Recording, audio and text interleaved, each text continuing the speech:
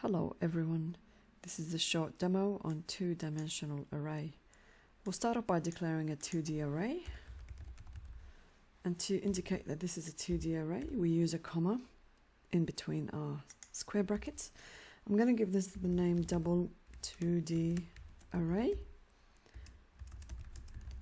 and to indicate the size I want 2 rows and 3 columns, so that would be 2 by 3. Now what I can do is I can directly assign the values to my array. So for row 1, let's start with that one. Now this is another dimension that's going to go inside the first row. And so for the first row, I can have 3 columns. So I'll do 1.1, 2.2, and 3.3. Now to move to the second row, I'm going to hit, type in comma, and then hit enter. Then I'll move on to row 2. So that was row 1. Row 1 and row 2, each of them has 3 columns.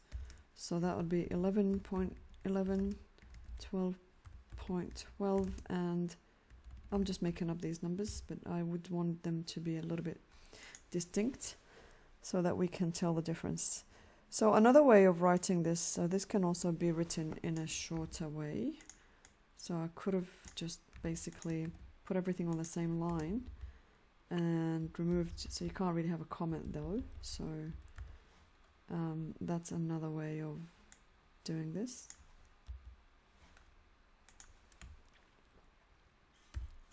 Okay, and a semicolon. So that also is an alternative way to doing this, but I think this one brings more clarity in terms of my demo for this video, so I'll keep it like this. Now let's get the lengths of both the rows and the columns. So both of them will be an integer, so row length is equal to, so to get the length of the first of the number of rows, we'll use the getLength method, which will return, and then I need to say which row which dimension I'm looking at. So that would get me the number of rows, which will be 2. Now to get the second, that will be column length. To get the number of columns, I will get the length of index 1, so that will get me that value.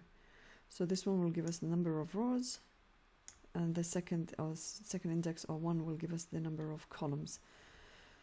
Okay, now we can loop through both of the arrays to get the values. So let's start off with the first one. So integer, I'll call this row counter is equal to 0. Row counter is less than row length. Row counter plus plus.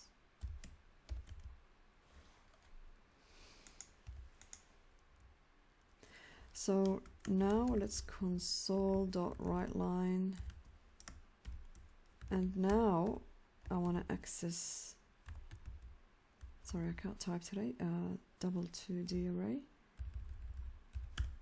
Okay, and then notice that if I say row counter, it's not going to be happy, because I need to also say, I need to also include the column. So this loop is to loop through the number of rows, so it's going to come to these rows, but then to navigate through the columns, I'm going to need another for loop. So that would be a nested loop, and that would be a column counter.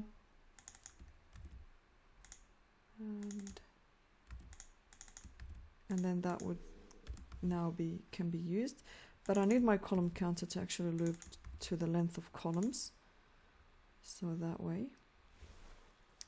And so yeah, this is okay.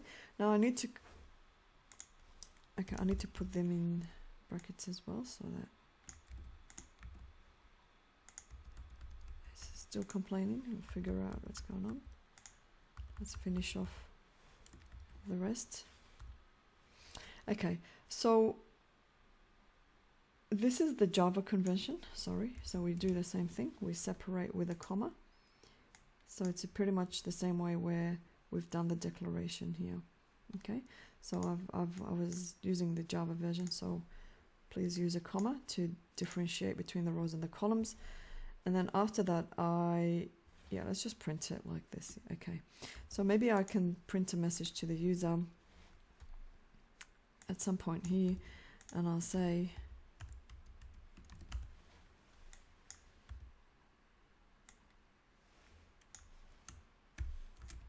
the elements are, and let's bring our terminal. Let's run the program. Okay, so we get the elements.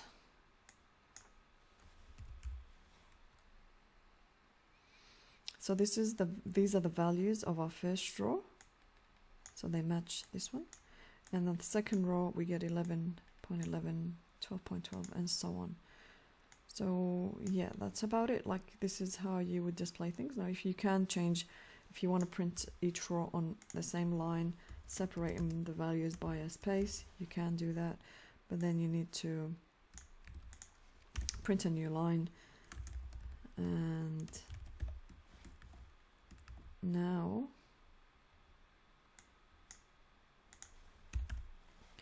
that will be displayed on the first row and the second row. So it really depends on how you wanna, if you'd like more space, maybe do a tab. So that'd be /tab, or /t, sorry. And so that will just put more spaces between between each values. So that's it on 2D arrays. I'll be making more about different dimensions in future videos. So stay tuned, and thank you for watching.